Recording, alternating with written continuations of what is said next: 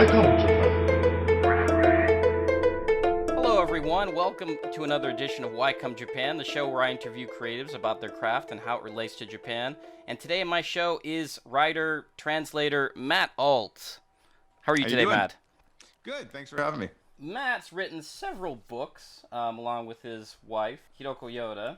I have a few of them here. I have, was it Yokai Attack, Yurei Attack? This one you translated? Was it Yokai, the introduction to Yokai culture? Yokai culture, yes. And your most recent one I have here is Pure Invention, the one you're been pushing recently is... Yes. Oh, you have a soft cover. Yeah, I do have a soft cover. That's the... I picked it up off Amazon, but what's the correct way to buy it? Should I not bought it on Amazon? There's no incorrect way. That's the Asian export edition. Oh, is it? Yeah, so like that's the version if you're in like... Tokyo or Bangkok or Hong Kong or something, and you pick it up at a bookstore, the hardcover isn't sold out here. Only the soft cover is. So, but of course, there's going to be a soft cover in America too. But so you're a little ahead of the curve. So you've been doing lots of podcasts, and I've seen you in a lot of places over on the internet. Like I saw you over on Deep Dive. I saw you on Japan by River Cruise. I saw you on was it Tokyo Station. I imagine you're doing a lot of these podcasts right now because you can't really do what is it? Book signing or not book signings? What are those like? Tour. Book tours, excuse me. Yeah. Well, actually, in reality, to be really honest, book tours only happen if you're like somebody who's enough of a celebrity to draw a crowd yourself. Like you're like a Stephen King, and people would just come to see Stephen King even if he didn't have a book. You know what I mean? Right. Those are the people who do book tours. Although Stephen King is so big, I don't think he actually does. But you know what I'm saying? Like the idea that when you come out with a book, you're like given a book tour by your publisher is actually generally not what happens. But that being said, yes, if I wasn't trapped in my house by coronavirus, I'm sure I would be jetting around, like going to local bookstores and doing talks and giving events. So, this year has been a real sort of bummer for people releasing new content. Yeah. Well, I mean, it's definitely been a way for like people to figure out new ways on how to release content. Yes. I'd be into because mostly, I guess the thesis of this book is how Japan's pop culture conquered the world. Is that correct? Can I say that's the thesis? That's the subtitle. That's the subtitle of the book. The thesis of the book is that Pure Invention is a kind of it explores the really never before told stories of how a bunch of key products that really transformed everybody's opinion about Japan and transformed our own lifestyles came to be, like the Walkman or like anime and manga or, the karaoke machine, Hello Kitty, the Super Nintendo, the Nintendo Entertainment System and Game Boy. These are really transformative products. But the thesis of the book is those products hit because they were well made, they fit a need, but also because our own tastes around the world were becoming more and more Japanese, especially starting from the 1990s on, both because we'd been raised on this stuff and because our own economy and societies were coming to resemble Japan as it was in the 90s as this kind of collapsed, lost decades after its big economic boom of the 80s. So, it's less a conquering and more of like all of us turning Japanese, both through the products and because of our own societies. Okay, so not quite like that song turning Japanese or something. I'm gonna be honest. Like I made a point of never ever using the phrase "turning Japanese" anywhere in the book because it's what every article about Japan does, right? They always say, it's like the vapors sang, But it would be cool to have him blurb the book, See, we were right. The world was turning Japanese. I guess you got to pander to, what people know, right? At some points. Yes. All right. So to set you up a little bit, you're part of a company called Alt Japan, correct?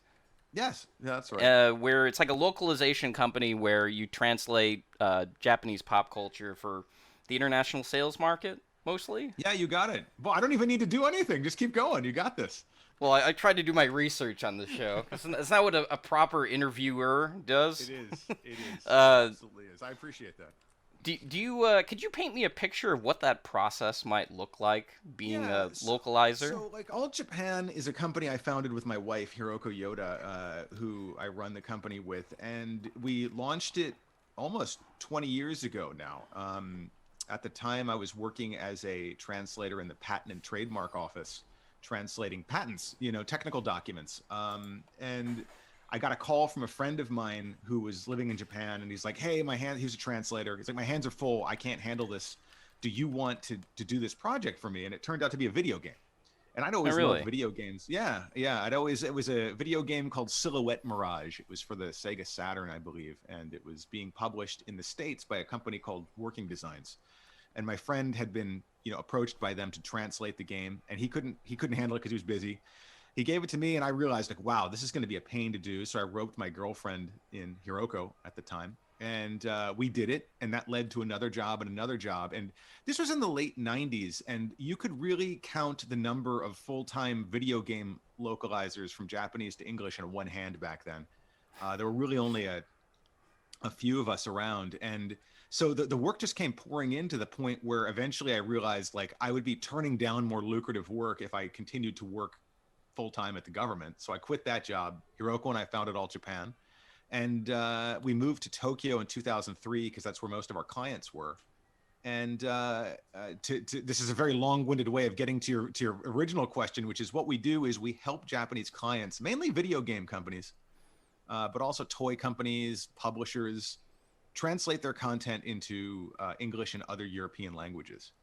So localization is like it's translation, but it's also working with the client to make changes to the content if they think it's needed, or even help them select what should be localized, and help them just basically translate their vision to foreign audiences. Okay, so let me ask you something.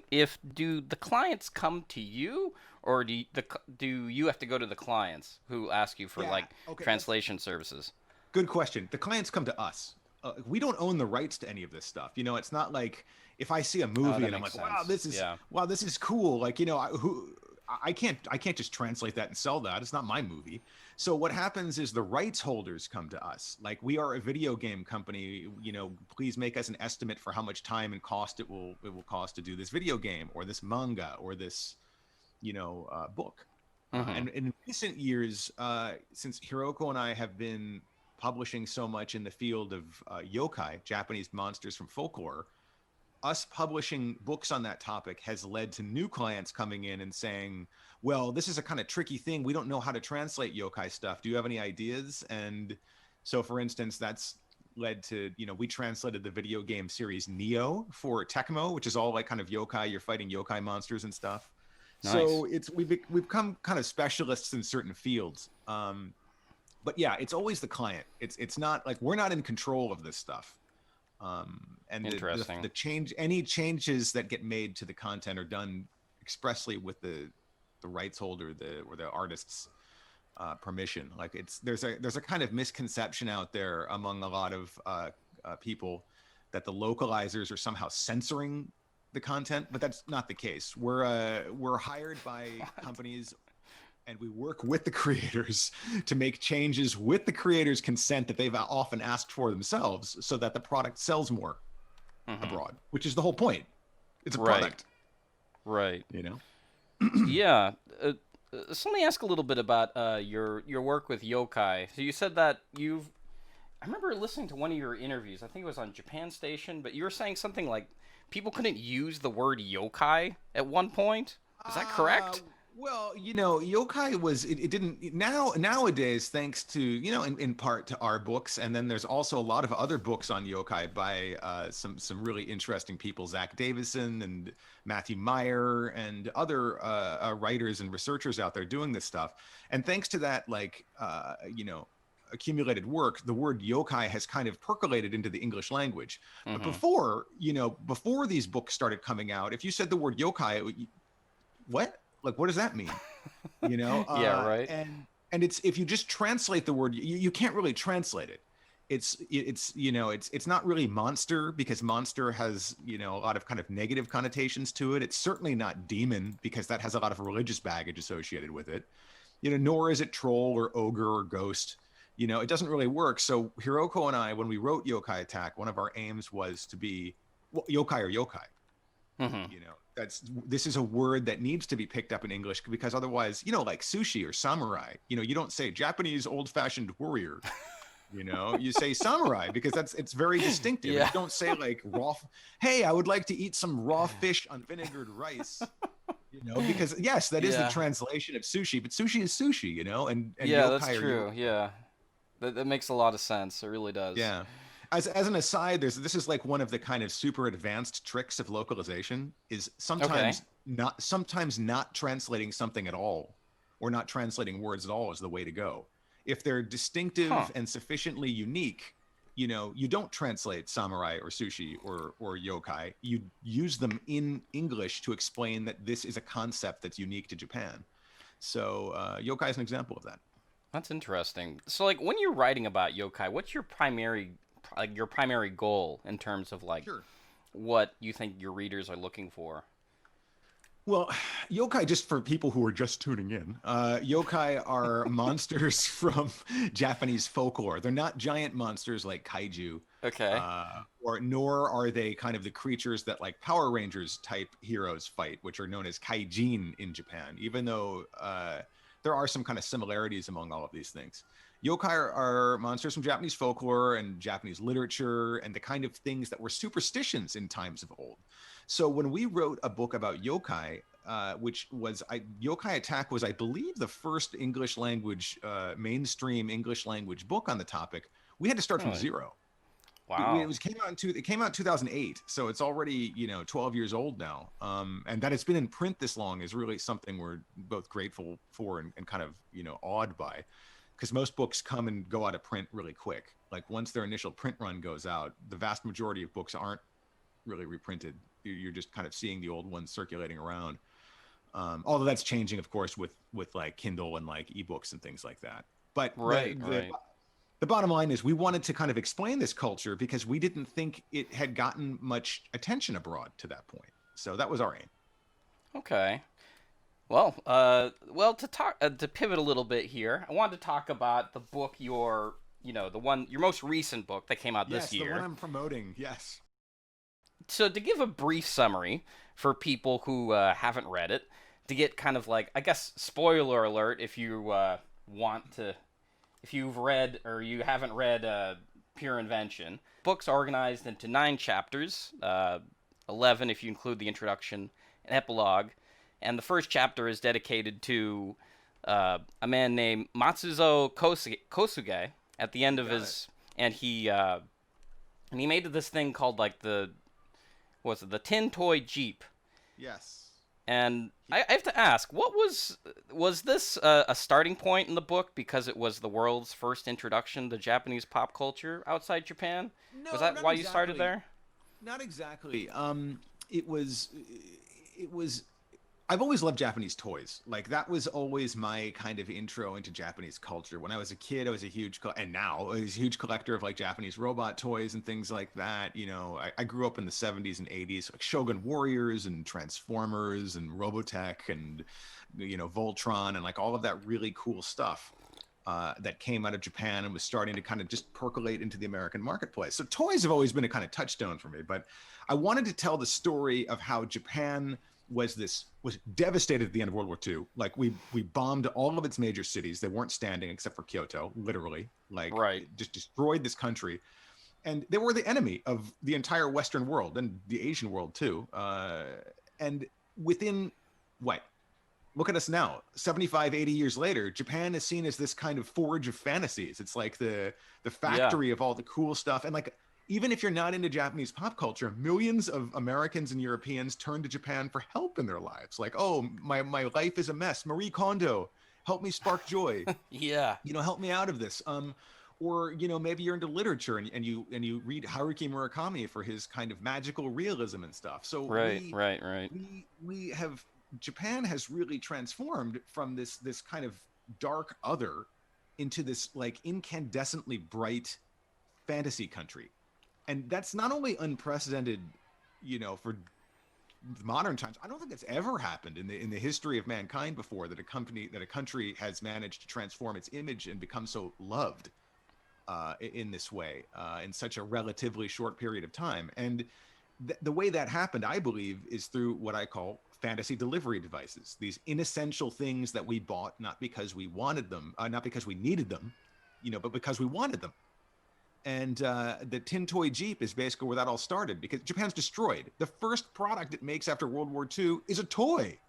Like in the months after World War II, Kosuge's Jeep, which is made out of tin that he reclaimed from GIs, like, junk food cans and beer cans and stuff. And he hammered these things on a makeshift production line into little replicas of American Jeeps, was the first, I believe, manufactured product of any kind to be sold in Japan after World War II. And I think that's really telling because it's so playful.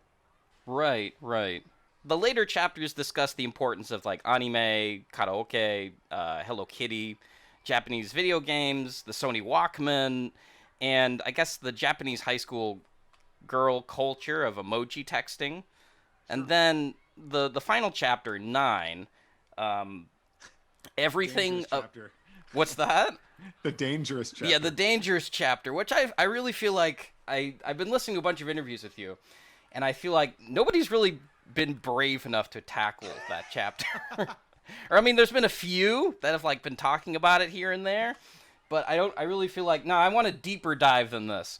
So I would say chapter 9 in particular, everything of what we learned about all the other chapters prior all gets kind of amalgamated and injected into this website, Japanese website called 4chan, also known as Nichanaru in Japanese. Yeah. A website that's later translated by a guy named Christopher Poole with the handle Moot in the United States into something we know today called 4chan, thus eliminating the middleman of what, as a means of introducing Japanese pop culture, to the world. Would you say this is a correct summary? Is this pretty good, or did I miss something? I mean, yeah, absolutely. It's, Need Channel, 2channel, was invented in 1999 in Japan. It was the first, like, kind of massively it was the first popular anonymous bulletin board system to go mainstream in Japan. And it, through various incarnations, it wasn't the direct influence. There was another website in between called Futaba Channel, influenced the creation of 4chan. Mm-hmm. And it was really interesting to me when I did the research, seeing all of these things that happened with Nichannel in Japan, like, crazy kids like using it to launch like attacks on, people in the streets, or like people organizing protests, people gaming the Time magazine Man of the Year to get some random Japanese celebrity on top instead of Barack Obama, and then going like super hard right, like alt-right in Japan. All of that stuff happened again 10 years later in America without anybody realizing that they were repeating the patterns of what happened on Nichannel. So it's like kind of like the making things weird and making weird things happen in society is a feature, not a bug, of these anonymous bulletin board systems. Right. And they're very Japanese. I have to ask, I mean, what is your overall opinion about 4chan being the medium that ends up fulfilling, I guess, your thesis? It's funny because, like, for a lot of people, 4chan's like a 4-letter word. You know what I mean? Yeah, like, right. It's kind of like you say 4chan to people and they're like, ooh, but like 4chan was started as this kind of almost utopian exercise in like aggressively appreciating Japanese anime and Japanese porn and Japanese music and Japanese kawaii stuff. Right. And it was I honestly believe it was started with the best of intentions. Like, it was not, nobody launched it with the idea of blowing up American democracy or something like that. Yeah. And it's just a function of what happens when you bring enough people together in a society that is, in America at that point, especially by the time when 4chan really starts taking off, it's after like the Lehman shock. It's after the Great Recession of the 2010s, and like you have all of these young people who suddenly can't get jobs, who suddenly, they've been promised this American dream that's not going to happen. When you get increasing numbers of these people gathering on anonymous bulletin board systems like this, they're going to rage against the machine. You know, the machine of what they think is keeping them down, which they think is the American system. And I don't think it was even that organized. I think it's like Darwinian, that it 4chan promotes extreme ideas. It promotes extreme forms of expression. Right. And that happens in ways good and more recently bad, And it's interesting because 4chan is now nowhere near the most extreme. There's 8chan and like 8kun Yeah, and like that, these that's true. increasingly more absurd and wild and insane expressions of anger. But that's what they are. They're expressions of anger.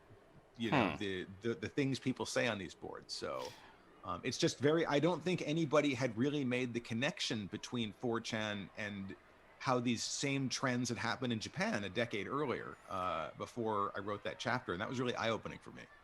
Really? Okay, so I guess that's my next question is what did the research look like when you were doing researching for Right. chapter 9? Was it a lot of Google searches or like did you actually go up to meet people or So that's the most virtual chapter. So like it's kind of fitting, for the other chapters in the book. Like I tracked down the guy who invented the first karaoke machine, and I right? sat down with him and interviewed him. I tracked down the guy who designed the Nintendo Entertainment System. I tracked down these all sorts of people, from inventors to artists. The guy who invented tentacle porn, like I sat down with him for an hour, discussing that. It's all of these different people I was able to sit down with. 4chan is very much a kind of sealed, by definition, it's anonymous. Right. But I was able to track down certain people who played roles in the early years of 4chan. So I could Oh ask them, really? did you realize that you were following in the footsteps of what had happened in Japan? And again, I was told no, they didn't have any contact to Japan except for the anime and stuff they were consuming. And they're kind of that kind of fantasy material. So unfortunately, none of those people would agree to be interviewed, like officially. They did not want to be credited in the book. They didn't even want to be thanked in the book. But Really? which is kind of a testament to how much 4chan changed, I think, from the years when they were involved with it in the beginning up until now, where it's seen as this kind of bastion of hate and anger and venom. Right, And right. I think it surprised. I know it's because I heard from the horses' mouths. It surprised them as much as it surprised any of us. Like it was nobody expected 4chan to turn into what it turned into. Can you give me like an example of like a person that you were looking Look, for or they there. If you look online, you will find people who have set up archives of material and who will say that they were involved with early 4chan, and you can go through networks to identify people who were kind of early contributors to the culture there. And I tracked them down, but they did not. They don't want to be. They didn't want to be publicly acknowledged. I don't want to, say by name who I spoke to because that would be, right, defeating the right. That'd purpose be of like me. doxing them, I guess you could say. Well, I mean, it's for most. If I was able to track somebody down, it's obvious that they were involved with the site. But like, none of the people like who are really key involved with it want to be involved with it anymore. They kind of want to put it behind them. They want to move on to other things in their lives, I think. So, Right. Well, you even have what? like Christopher or Christopher Poole himself like distancing himself from the Yeah, website. well, and see, for people like Christopher Poole, like he is really widely quoted and widely interviewed in a lot of places, from New York Times, Wired magazine, The New Yorker, like all sorts of places. So for people like him who don't want to talk about 4chan anymore, you can get quotes and information that way. It was in a lot of ways, actually, researching the 4chan chapter was like researching the very first chapter of the book. Kosuge, who made the Tin Toy Really? Jeep, he's been gone for a long time now. Mm-hmm. Or the Walkman, like Akio Morita, who founded Sony, he's been gone for a long time now. But you can find a lot of interviews with these people because they were such forces and such drivers of creating these new products that it's often very possible to pull together a new picture without any new interviews. You can just kind of look at the old ones, especially if you can look at them in Japanese and stuff. And Mm-hmm. with big media figures like Chris Poole Moot, who has been interviewed a lot, there's plenty to pull from there, and his own posts on 4chan. Like I didn't need to interview him, um, or talk to him in any way. Right. So the people I talked to were all kind of people who moderated forums and things there, those kind of people, early in the days. And it was interesting because I saw how it could have happened to any of us. Like we got involved Yeah. in a website and you were having fun with your friends, and then suddenly it spirals out of control. It was interesting seeing that, and a little kind of sad and a little scary at the same time. Yeah, exactly. Yeah. I'm going to pivot a little bit here, but do you happen to know the particular moment when the idea for this book came to you? Well, I'd always been I'd always known that Japan had this kind of outsized cultural gravity, and like a lot of people, I was kind of exploring it through individual kind of lenses, anime, yokai, robots, toys. But it hit me that like Japan's pull is about more than any one single product or genre. Like even if you're an anime fan, you're probably also familiar with Hello Kitty, and you probably sung karaoke, or read Haruki Murakami, or eaten cup of Right. noodles, or like whatever. It's not any one thing. And so I really wanted to build a multifaceted a kind of answer to the question of why does Japan have this like outsized cultural pull? Like, what's up with that? More than almost any other country out there. What has been the general reception behind the book? It's interesting. It's been really positive, which I'm really honored by, and it's really cool. I mean, it's gotten a ton of reviews on like Goodreads and like Amazon, and it's doing pretty well. When I was having it test read the manuscript, like when I was late in the writing phase, it was interesting because boomers tended to get baby boomer readers would love the first half and then get like really lost in the second half, and then Interesting. as things got more virtual and weird, and then like younger like millennial type readers would get kind of lost by like karaoke and stuff and tin toys, which they don't have any experience with, but then like super love the later chapters. And I was like, oh my god, did I write two books? Should this have been two books? Huh. But when it actually came out after more, I incorporated a lot of that feedback and stuff. I'm getting all these like crazy, like some millennial kid saying he loved the karaoke chapter. Like he had no idea this was the origins of streaming music, or, the Tin Jeeps, or hearing some, 60 something person saying, wow, they never understood what 4chan even was before, and Right. now they have this kind of understanding of it. That's been really interesting to kind of cross the stream, so to speak, Mm-hmm. generationally. And it's been really gratifying because I don't want just like baby boomers to read oh, Walkman, I remember that was really cool in 1979. Like these things are all connected to modern trends too, very Right. That's much so. true. Like we wouldn't Yeah. have the iPhone without that.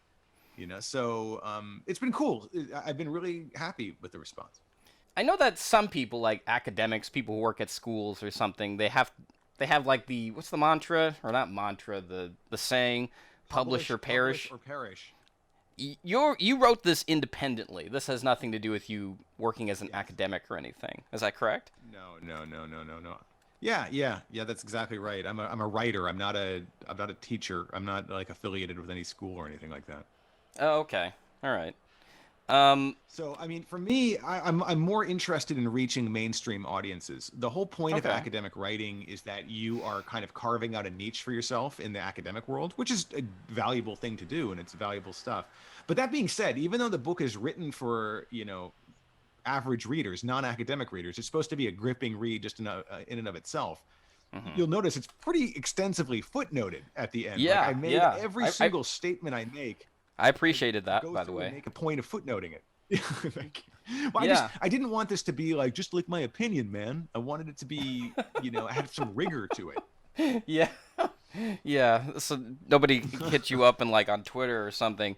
Like, where did you get that idea? So that way you can just show them and it's all Yeah, there. yeah. That's true. Very, very true. Well, and also I just, some of the claims in there are really extraordinary. Like what? Like how it can't possibly be that Donald Trump is related to anime, you know what I mean, or something like that. Why Donald Trump supporters and anime? There's a connection there, but Yeah, yet that's so if you dig bizarre. into it and yeah, that whole, what is it like, during the 2016 elections on MSNBC, a GOP operative says like Trump supporters are all childless single men who masturbate to anime. Oh This is on like God. mainstream American TV, That was the headline. They So could it's write like, this as news. yeah, well, it was live. It was Yeah. actually during an interview. It was during an interview. And then this guy, this neo-Nazi guy who's like the founder of the alt-right, jumps in. He's like, that's right. Anime porn has done more for Western civilization than the Republican Ah, Party ever Jesus. has. So like you get this really another way that, Japan is a canvas for all of us in ways that bring us together, in ways that divide us, in ways that are good and ways that are bad. This is part of the Right. fabric of our existence these days. You would think that like people would want something like a Hokusai or like Genji Monogatari, as being like the pinnacle thing that connects people. But no, it's Yes. anime pornography. It's just it's Then embarrassing. again, then again, Hokusai is the originator of tentacle porn. He did a very Yeah, that famous is print true. called "The Dream of the Fisherman's Wife" with the octopus, right? So like the refined and the vulgar have always existed side by side in Japan, That's a good always, way to put and it. Yeah. people react. People react to those in very different ways, and they can create very different sorts of consumer cultures abroad. Okay. So the last thing I wanted to ask for today, how do I say this? I mean this innocuously. I'm gonna try to say this like, not, this isn't subtext for anything. I figured I'd say this to the end, but I guess this requires a little bit of explanation on my part. So, now as an expat living here in Japan, I've been here for like since 2009. Um, Mm-hmm. I had never heard of 4chan until like 2009. And it was here where I learned all the derogatory words like, perhaps you're familiar with this one, weeaboo. Are you familiar with this? Sure. You sure? Okay. So for our audience out there who doesn't know what this word means, or if you're living under a rock or something, or you're not into, I guess, 4chan culture, the word weeaboo is defined by the internet as a Western person who is obsessed with Japanese culture, especially anime, often regarding it as superior to other cultures. So, with this, I guess, philosophy in mind, do you think it's a bad thing to mythologize? How do you say this word? Mythologize Japan in terms of like, mythologize. yeah, mythologize in terms of its pop culture. I don't think Japan is superior at all. The argument that the book makes isn't that Japanese stuff is better or that Japan is better in any way. What it says is that Japan inadvertently got to the future a little bit of ahead of the rest of us because Japan urbanized so quickly, had this huge economic boom, and then a giant economic crash. Right. That all happened in the space of like 1970, 80, 90 in Japan. And Japan's been living in that post-bubble world ever since. We're just catching up just now. Like the reason 4chan and like all of these things took off is because America was experiencing its own lost decades. There's so much like the ones Japan went through. And the reason that we loved all of this stuff from Japan, from anime to the Walkman to Nintendo to emoji, is because these were tools created for a society that was a couple steps ahead of us down the timeline.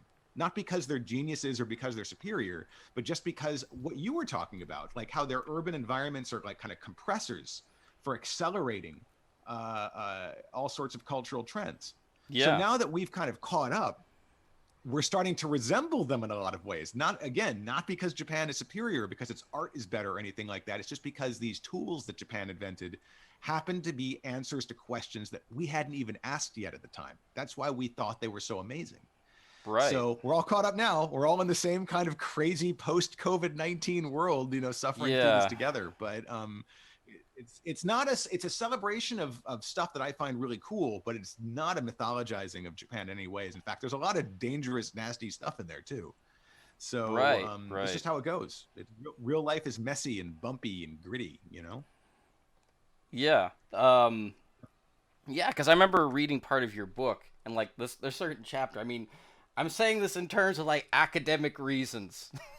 It's weird to like see things that were like posted as jokes, and then now they're taken as seriously. Things like, as you write in the book, like words like random fag and like new fag. Yeah. And it's just like, this is so bizarre. This is the world we live in now. Well, I think that started with a lot of teenage posturing and stuff like that. And Yeah, then, yeah. that chapter, the 4chan chapter, opens with a Vonnegut quote, which is that, we have to be careful who we pretend to be, because the more that you pretend to be extreme personality, the more that you either become it or you attract people who really believe it. So, whether the first posters on 4chan really were as homophobic and misogynistic and racist as they sounded, I have no idea. But it certainly attracted people who were that way, and that transformed the culture of that site. So again, we have to be careful who we, pretend to be and who we associate with, because that can really change you. Yeah, no, I agree with that. All right, well, thank you, Matt. That was that's all I have to say for today. You said that very Well, that's eloquently. great. Well, until the next book. What's that? Yeah, until the next book. I think it's really hard probably to talk about 4chan in terms of like eloquence, and I think you did it. So, hats off. That's all I can say. Well, back to 4chan, I guess. God damn. No, I'm not going back to. We're too old to be users of it. Really, it was meant for like teenagers, young teenagers when it first launched. So, oh, okay. I was already an old man at that point. Right. But anyway, I really appreciate you having me on, and let's continue the discussion over other topics sometime. Anything you want to say before we go? Please buy Pure Invention. Japan's yeah, there you culture go. conquered the world. You can buy it where books are sold. Right? I appreciate the support. Okay. Yes, wherever your fine books are sold. But seriously, thanks for anybody who's stayed tuned this long. Thank you for listening to me ramble. Right. No. I mean, these are important things. I mean, I think if you want to buy this book and you get it on Amazon, there's an audiobook that's it's read by you actually. And narrated by me in this very same spaceship that I'm in right now. Literally, I recorded it in my basement on this same microphone. So you're kind of getting a preview. Yeah, for our audio listeners who can't see what Matt's talking about, he's in 2001: A Space Odyssey, the spaceship that's. Do you remember the name of the spacecraft or the spaceship? The Discovery. It's Discovery. That's it. Yeah. Wasn't there a? And it does discover. Wait, isn't there a space shuttle? There's a space shuttle named Discovery that was it based upon 2001 or no? I wonder. I mean, it's kind of Discovery is kind of a bland name, for like a generic name for an exploratory space. So I don't know. The Enterprise, the first like prototype space shuttle, was definitely named after the Star Trek ship, so it wouldn't be without precedent. So to do some housekeeping for this show, next week on the show is on Friday, 10 a.m., same time here. Is Jaded in Japan, a podcast hosted by two women who talk about their lives in Japan. So stay tuned for that. So until then, I'm Radri and Matt Alt. And hey Matt. Yes. Jesus, man.